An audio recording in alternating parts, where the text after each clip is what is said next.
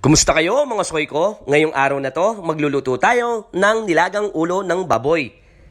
Tsaka tayo magpiprito ng ulo. Yan! Ito yung mga gagamitin kong pangsangkap. Sang, repolyo, pechay bagyo, patatas, sibuyas, tsaka yung ating pork nor cubes. Pakukuluin muna natin yung ating ulo. Papakuluin ko ng 30 minutes. Yan, malambot na yung ulo ng baboy. Dadagdagan natin ng sabaw.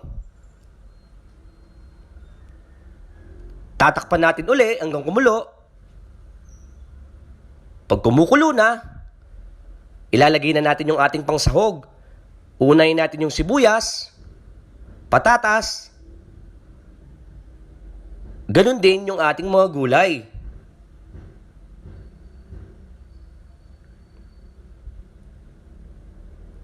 Sabay-sabay na nating ilalagay.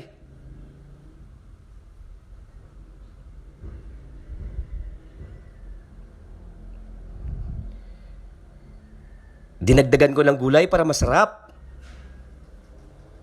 Itulak lang natin ng pababa yung ating mga gulay para lumambot.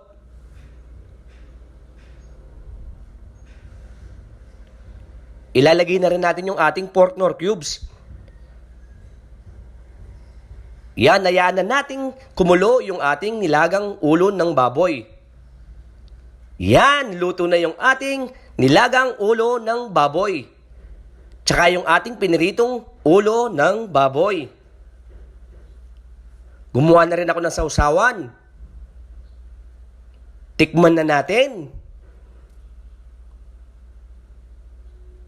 Ang init ng sabaw.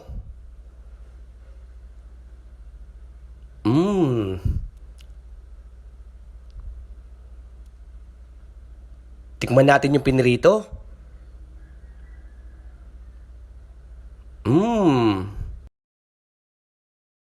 Nyama na soy! Paki-like and follow nyo po ako sa aking Facebook account. Salamat po!